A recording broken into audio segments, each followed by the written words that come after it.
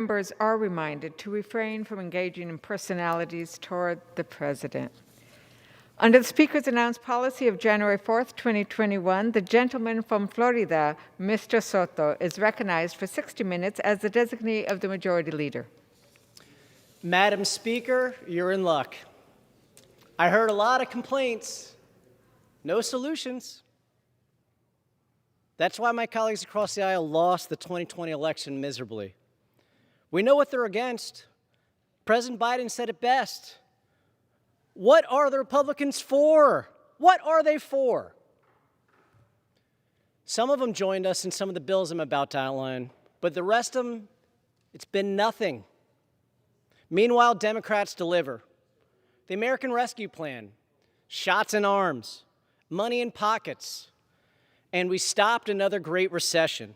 Can you imagine how we'd be able to respond to Delta or Omicron without passing future relief?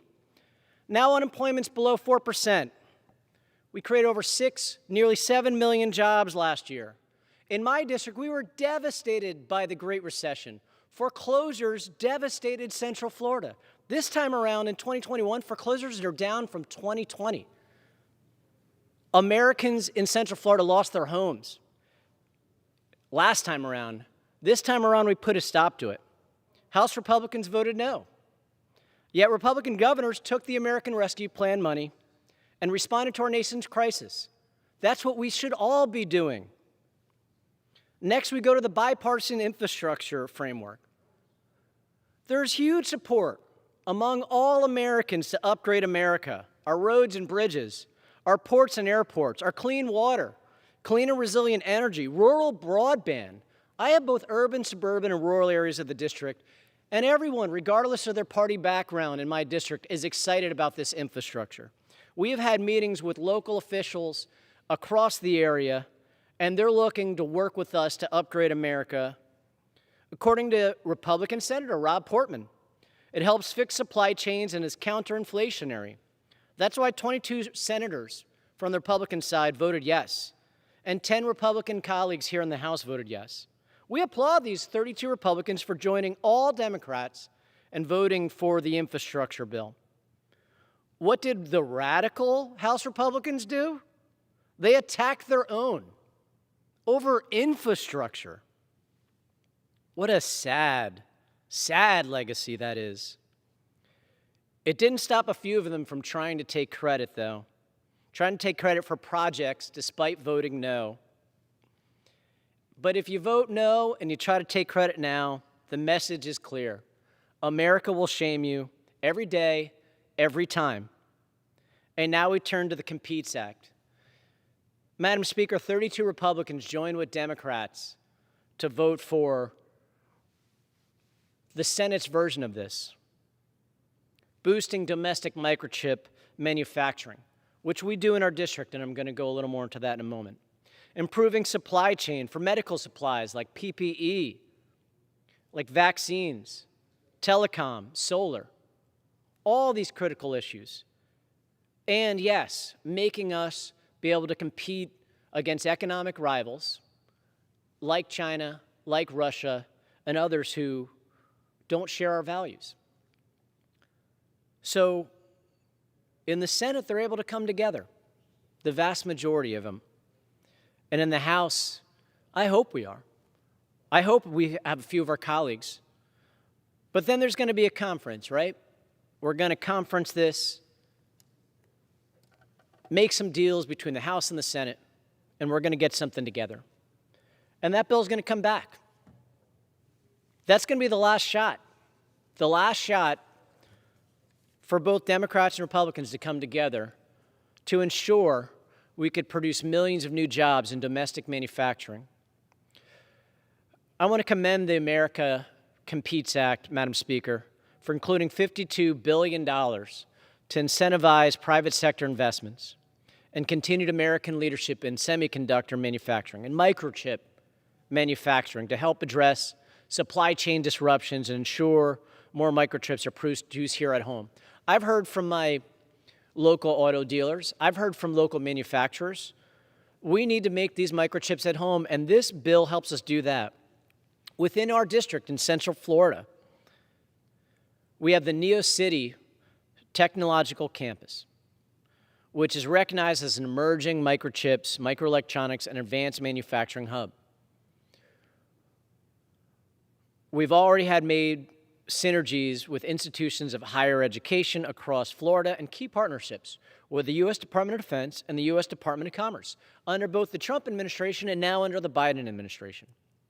Neo City is home to Bridge, a non-for-profit public-private partnership specializing in domestic semiconductor research, development, and manufacturing. IMEC, a world-renowned international research and development organization active in the semiconductor design and architecture space, also has a presence there. SUSS Microtech, a leading supplier of equipment and process solutions for the semiconductor industry, they're working at Neo City. And Skywater Technology, the only U.S.-owned and operated pure-play trusted foundry that works on leading-edge advanced packaging technology for microchips and microelectronics. They are all working out in collaboration at the Center of Neovation at Neo City, one of the most state-of-the-art advanced manufacturing facilities in the Western Hemisphere. As envisioned by this important legislation, the facility and experts at Bridge, IMEC, SUSS Microtech, and Skywater Technology offer immediate capability to accelerate U.S. production of critical semiconductor chips, strengthen the domestic supply chain so chips are made right here in America, and turbocharge our research capacity. Equally as important, Neo City Academy, a public STEM magnet high school, is training the leaders of tomorrow's science and technology workforce. I am proud of the work being undertaken in our district to support domestic semiconductor manufacturing technology development as they work to address the supply chain. I look forward to working with the administration and the U.S. Department of Commerce on implementation of the American Competes Act and the Chip for America Fund. In this bill, we were able to get an amendment to clarify that CHIPS funding also includes nonprofits, like places like Neo City. And we appreciate the House for supporting this, adding nonprofits to the definition of covered entities to expand the semiconductor incentive program to include nonprofit entities, clarifying that nonprofit entities like 501c3 facilities like Neo City are also eligible for funding under the semiconductor incentive program. We're helping with aerospace there. We're starting to work with commercial space like NASA and SpaceX and Blue Origin. The bill also includes my second amendment. We know that we are boosting forward, Madam Speaker, on artificial intelligence. We need to make sure as we're doing that and seeing more autonomous vehicles and other artificial intelligence uses, that we are training our labor force ahead of time for the jobs of today and tomorrow. That's why I'm proud that the AI Jobs Act passed as an amendment and directs the Department of Labor to create a report analyzing the future of artificial intelligence and its impacts on the American workforce. Specifically, the report would collect data to analyze which industries are protected to have the most growth through artificial intelligence and the demographics which may experience expanded career opportunities through and those most vulnerable to job displacement. This is an inclusion of our standalone bill, H.R. 6553, the AI Jobs Act. Thirdly, we were able to include an amendment for the blockchain and cryptocurrency specialists within the Office of Science and Technology Policy. The director of the Office of Science and Technology Policy is required to establish a blockchain and cryptocurrencies advisory specialist position within the office to advise the president on matters related to blockchain and cryptocurrencies. OSTP advises the president and others within the executive office of the president of the scientific, engineering, and technological aspects of the economy, national security, homeland security, health, foreign relations, and the environment. It is critical to create such a position within OSTP to ensure there is a policy expert capable of advising the president and others within the executive office on these issues of growing national importance. But wait, there's more, Madam Speaker, because we got our Restoring Resilient Reefs Act, which passed through our Natural Resources Committee, to reauthorize the Coral Reef Conservation Act, the CRCA, which expired nearly 15 years ago. It maintains the NOAA Coral Reef Program, while also introducing overdue improvements to coral management and restoration efforts and giving innovative new tools to partners who are closest to this crisis: states, territories, tribes, communities, and universities. We know that the Great Florida Reef is in danger, and we're doing everything we can to restore it. This is critical to our recreation, to clean water, to protect habitat, and to tourism. A few of the provisions included in the Restoring Resilient Reefs Act, a bipartisan bill that passed out unanimously out of the Natural Resources Committee, include a 5-year authorization with the explicit focus on restoration activities where natural disasters and human activities have degraded reef ecosystems. This current program is currently funded at $33 million for 2021, but without further direction from Congress. Creates a block grant program where states and territories can receive federal matching funds for the prior year's coral expenditures, provided they have an action plan in place. So we're getting action plans in place, which will incentivize increased state and local investment in coral reef management capacity. We're also helping intergovernmental partnerships that are key for water infrastructure upgrades, pollution mitigation efforts, and regrowing reefs. It allows for the formation of the public-private partnerships for coral management called Coral Stewardship Partnerships. Public-private partnerships are critical for sharing research. It also authorizes the U.S. Coral Reef Task Force to ensure states, territories, and other stakeholders continue to have a voice in U.S. coral reef management. Public feedback is essential. Establishes a single streamlined set of guidelines for action plans to implement the national strategy, with maximum flexibility given to state and local authorities. These action plans will focus restoration efforts more effectively. They also allow for emergency grants and emergency funds for coral disasters. This is critical for hurricane-prone areas like Florida, and will assist with hurricanes, typhoons, tsunamis, as well as oil spills and other major pollution events. We thank all House members who supported this for its inclusion in along with these technological amendments, these coral reef provisions in this essential piece of legislation that allows us to compete in the 21st century. It's in the name, Madam Speaker, and together we're going to get this done.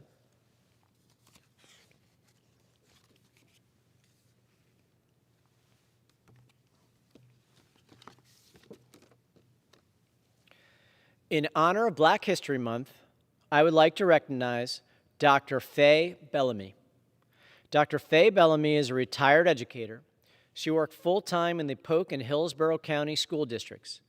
Presently, she works part-time as a professor at Polk State College. In addition to her experience teaching various subjects, she has countless hours organizing and implementing dropout prevention programs, training teachers, and working to improve our local schools. Dr. Bellamy has a bachelor's degree in social science education, a master's degree in education administration, a specialist degree in administration and supervision, and a doctorate in educational leadership and higher education. She has used the knowledge gained from her research and studies to help students obtain academic excellence. She has worked many years with civil rights organizations to improve the school system for Black people. Her focus has been on changing unfair disciplinary practices, seeking solutions to low academic performance and low test scores, as well as the lack of diversity in hiring practices. Dr. Bellamy is the founder and director of Chain of Lakes Achievers, community tutorial program. COLA was designed to assist the schools in improving students' grades and test scores. Dr. Bellamy has worked in partnership with government officials at all levels to improve Black neighborhoods. She has been instrumental in bringing about changes that include installing sidewalks and speed bumps, creating recreational programs, increasing sewer connections, decreasing criminal activities, upgrading housing, replacing houses, construction at restoration parks, assisting businesses, and more. She has contributed to the community by providing housing and employment as an entrepreneur. Dr. Bellamy has also served as a housing commissioner. She is presently affiliated with the Hearst Chapel AME, FAMU alumni, NAACP, and the Concerned Citizens of Polk County. Dr. Bellamy has received recognition from the National Coalition of 100 Black Women, Polk County Chapter, Inc., the NAACP, COLA, Chain of Lakes Achievers, and Jewett High School Alumni Association, Inc. She also received the key to the city of Winter Haven, Florida. For this and more, Dr. Faye Bellamy, we honor you. In honor of Black History Month, I would like to recognize Dr. Eugenia Agard. Dr. Agard's values have a direct impact on influencing her desire to assist communities in crisis. Therefore, it is imperative that she provide services to aid in alleviating debilitating conditions. Dr. Agard established and operates a private practice, HUGS. Her treatment model is to treat the whole person. Dr. Agard's areas of specialty are treating patients suffering from anxiety, depression, PTSD, and physical health issues co-occurring with depression. Dr. Agard is a very passionate speaker and a facilitator of education and health forums and workshops to promote healthy living from the inside out. Dr. Agard continuously hosts health forums free of charge for the community and schools to prevent barriers to health care, from providing topics focused on the prevention of hypertension, diabetes, STDs, obesity, breast cancer, bullying, and more. Dr. Agard works diligently to abate the stigma of mental health. Dr. Agard educates the community on signs and symptoms of mental health treatment and support options. Dr. Agard has always been on the front line to provide crisis counseling services during both regional crises and world crises. During the Pulse nightclub shooting, she provided free and confidential counseling to many of the victims and organized healing forums in Osceola County for everyone impacted by this act of terrorism.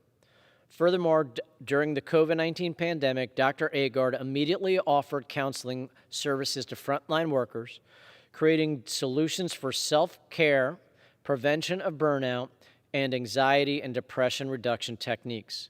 For the general public, Dr. Agard immediately created a free community outreach forum, Hugs Healing Hour, via Zoom, for individuals and organizations to restore the sense of community amongst the isolation and depression. She provided therapeutic coping skills to combat depression and anxiety and assisted children being homeschooled. Dr. Agard continues to educate the community on COVID-19, creating forums on support, exploring fiction versus fact, and problem-solving vaccination hesitancy. Dr. Agard serves in leadership roles on many community agencies, boards, and organizations. She serves as health chair and the health director of a nonprofit where she provides medical supplies to poor areas to prevent the loss of life. For this and more, Dr. Eugenia Agard, we honor you.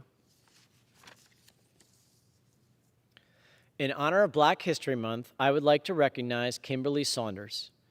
Kimberly Saunders is in her 4th year serving as president of the Central Florida chapter of the National Black MBA Association, Inc., a not-for-profit organization whose mission is to lead in the creation of educational, wealth-building, and growth opportunities for those historically underrepresented through their careers as students, entrepreneurs, and professionals.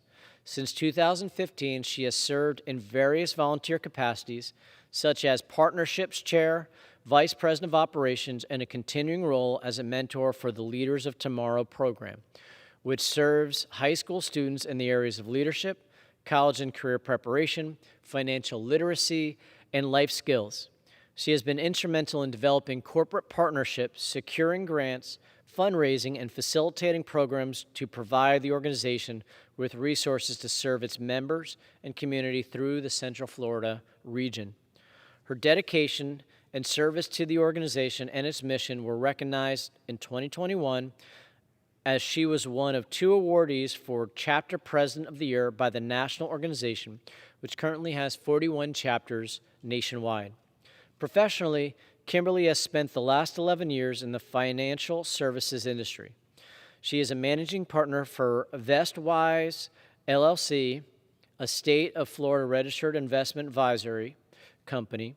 In her role as an investment advisor and certified financial planner professional, she serves her clients' best interests by providing sound and knowledgeable advice. Kimberly also serves as a board member for the Goldsboro Front Porch Council, a Florida designated community. She is also a member of the local chapter of the National Alumni Association for Florida Agricultural and Mechanical University, otherwise known as FAMU, where she earned her Bachelor of Science in Management and Master's of Business Administration. At the core of Kimberly's heart are her faith and family. She hopes to continue to positively impact lives personally and professionally. For this and more, Kimberly Saunders, we honor you. In honor of Black History Month, I would like to recognize Melody Taylor. Melody Taylor is a board-certified registered nurse with years of experience in the healthcare industry. She has earned a Master's of Science in Nursing Leadership and Management. She is currently pursuing a doctoral degree in nursing. Melody serves as a nurse leader at Orlando Health. Ms. Taylor is recognized as a dedicated community and nurse advocate, having led many initiatives empowering low-income families to succeed and advancing the field of nursing. From 2007 to 2014, she engaged with the City of Orlando Office of Community Affairs to improve social determinants of health in at-risk populations. During that time, she became a volunteer on the Citizens Review Panel for the City of Orlando.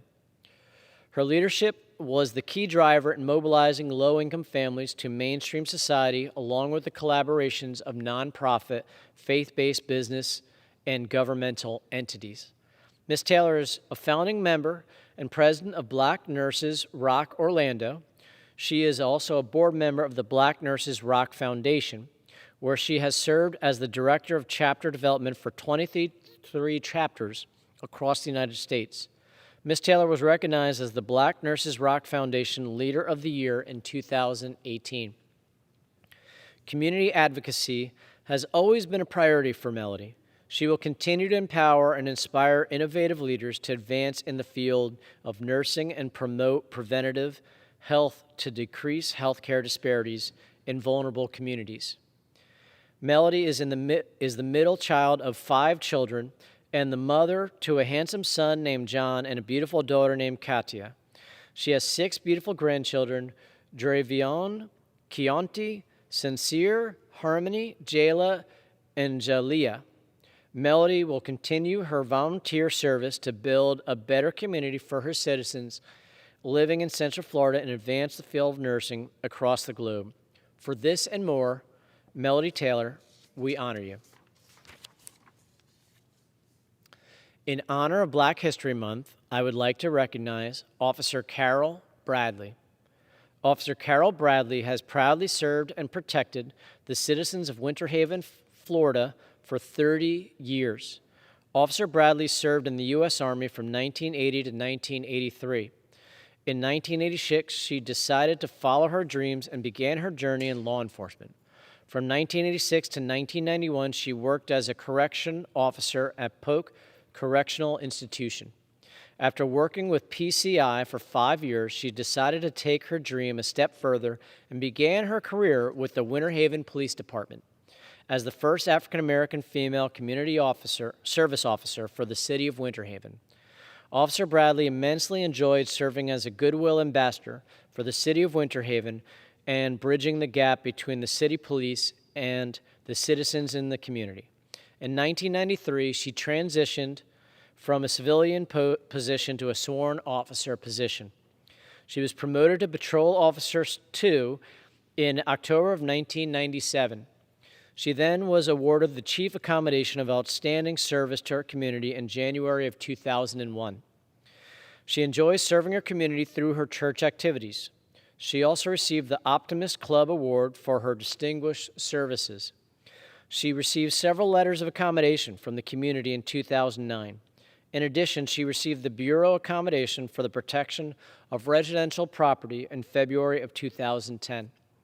Officer Bradley received the Circle of Love Award for the Ridge Career Center for contributions to single mothers and the homeless. She was promoted to Master Officer in May of 2017. Mentoring the youth in the Orange Circle community was a rewarding experience as well. Making history once again in 1998, Officer Bradley became the first HUD and Homeless Coalition officer for the city of Winter Haven. Implementing that homeless program as an officer was also very rewarding for her. From 2006 to 2018, Officer Bradley worked in Winter Haven's public schools as a school resource officer. She also worked with 2 other officers in the DARE program within the elementary schools. She ended her career as a law enforcement officer with Winter Haven on December 27, 2021, yielding a total amount of 35 years as a law enforcement officer. She is married to her spouse, Terry Bradley. They have 2 daughters, 1 son, and 2 granddaughters. For this and more, Officer Carol Bradley, we honor you. In honor of Black History Month, I would like to recognize Reginald Hardy. Reginald Hardy is the information technology leader for Florida's Turnpike Enterprise and has more than 22 years of state government experience with a focus on strategic planning, budgeting, building, and leading support and development teams in a public sector setting. He earned the Ben G. Watts Leader of the Year for the Authority in 2020. He currently serves as a member of the Board of Directors for the Osceola County Council on Aging, the Osceola Historical Society, and a member of the City of Kissimmee's Fire Pension Board. He also serves the community as a member and officer of Bethel AME Church, the NAACP, Kissimmee Masonic Lodge 68, and Alpha Phi Alpha Fraternity Incorporated. He served for 10 years as a member of the Board of Directors for the Kissimmee Utility Authority and was elected to serve as KUA chairman in 2013, a role he served for 4 years. He was the first African American to serve on the KUA board. The Kissimmee Utility Authority Board of Directors established an electrical line worker scholarship in the name of Reginald Hardy and rededicated its employee events building as the Reginald Hardy Employee Pavilion, honoring his decade of service. He was also recognized by the Kissimmee City Commission with a proclamation. He received the Distinguished Leadership and Service Award from Osceola Visionaries for positively impacting the community in the spirit of teachings and example of Dr. Martin Luther King, Jr. He is also a recipient of the American Public Power Association Spence van der Linden Public Official Award. Hardy is a native of Kissimmee, born to a midwife of Kissimmee's Lake Street. He is a veteran of the Army Reserves, a University of Florida alumnus, and a graduate of Florida State University's Public Manager Program. For this and more, Mr. Reginald Hardy, we honor you. In honor of Black History Month, I would like to recognize Tanisha Nunn Gary. A consummate business professional and accomplished attorney, Tanisha Nunn Gary is the president and CEO of the African American Chamber of Commerce of Central Florida, a leading advocate for business development and economic empowerment. As head of the established nonprofit, she is responsible for cultivating strong relationships with key community leaders and corporate entities to enhance opportunities for members and engage partners on initiatives. Tanisha oversees all outreach efforts for the Chamber, which encompasses 6 counties, and she executes strategic planning to ensure the Chamber's voice is included in economic, education, and community conversations that impact the region. The AACCCF boasts a varied membership and revolves around 4 pillars: advocacy, access to capital, contracts, and entrepreneur training and development. As a former business owner, Tanisha is intimately familiar with what it takes to thrive as an entrepreneur and is uniquely qualified to lead the AACCCF into its next chapter of growth. Prior to being named president of the AACCCF, she was the principal of a private law firm focused on all aspects of litigation, from wrongful death cases and medical negligence. Her solo practice and early work as a senior associate for Gary, Williams, Parenti, Watson, and Gary landed multi-million-dollar settlements.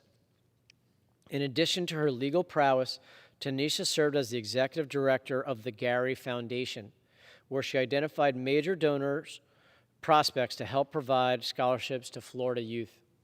Tanisha is an active member of several civic and professional associations, including the Orange County Mayor Jerry Demings, Dr. Martin Luther King Jr. Initiative, Truist Advisory Board, Orlando Economic Partnership Board, United Arts Board, and Florida Association of Chamber Professionals. In 2021, Tanisha was named as one of the Orlando Business Journal CEOs of the Year and of 50 Central Florida Power Players. Additionally, the Orlando Magic recognized Tanisha as a hometown hero and a social justice game changer. She's also a member of Jack and Jill of America, Incorporated, Orlando chapter of the Lynx, Incorporated, a life member of Alpha Kappa Alpha Sorority, Incorporated, as well. A graduate of Spelman College and the Quinnipiac University School of Law, she enjoys traveling, reading, baking, and spending time with her son. For this and more, Tanisha Nungary, we honor you. In honor of Black History Month, I would like to recognize Tony Jenkins. Tony Jenkins is the Florida Blue Market President for the Central Florida region, where he provides strategic oversight and leads a team in developing business plans to increase and maintain and retain membership, enhance brand visibility, and coordinate employee engagement. Tony was instrumental in establishing Florida Blue's diversity program in 2001. Prior to joining Florida Blue, Jenkins served as the Director of Diversity for CSX Corporation, the largest rail network in the eastern United States. He also spent 18 years with the Walt Disney World Company in various leadership roles, specializing in diversity, equity, and inclusion. Under Tony's leadership in Central Florida, Florida Blue has been recognized as a best place to work, an outstanding diverse organization, and a corporate philanthropy honoree. Tony is an advocate for several causes through the Orlando community. He's the past chair for United Arts of Central Florida and the Florida Commission on Human Relations. He currently serves on the board of Florida Citrus Sports and is a board of trustees at the Stetson University. Tony is a chair-elect for the Orlando Economic Partnership Board, where he also serves as chair for their DEI task force, engaging Orlando's business leaders across varied industries. Tony's been recognized by the Orlando Business Journal as one of Central Florida's top 10 businessmen to watch and CEO of the Year. Most recently, he received the publication's Diversity in Business Lifetime Achievement Award. He is also an I4 Business Magazine Business Leader of the Year award recipient. He holds a Bachelor's degree of Arts in Hospitality Management from Morris Brown College in Atlanta, Georgia. For this and more, Tony Jenkins, we honor you. In honor of Black History Month, I would like to recognize Marisha Jefferson Lias. Hailing from the great city of Quincy, Florida, Marisha Jefferson Lias is the daughter of Wilbert Sr. and Janie Jefferson. Her father's successful fruit contracting business brought the family to Polk County, Florida, where Marisha embarked on an amazing journey of academic excellence. After graduating from Effingham County High School in Savannah, Georgia, Marisha returned to Florida and enrolled in Polk Community College, now Polk State College. She received an associate degree in liberal arts. She then matriculated to the almighty Bethune-Cookman College, now Bethune-Cookman University, receiving a bachelor's degree in education.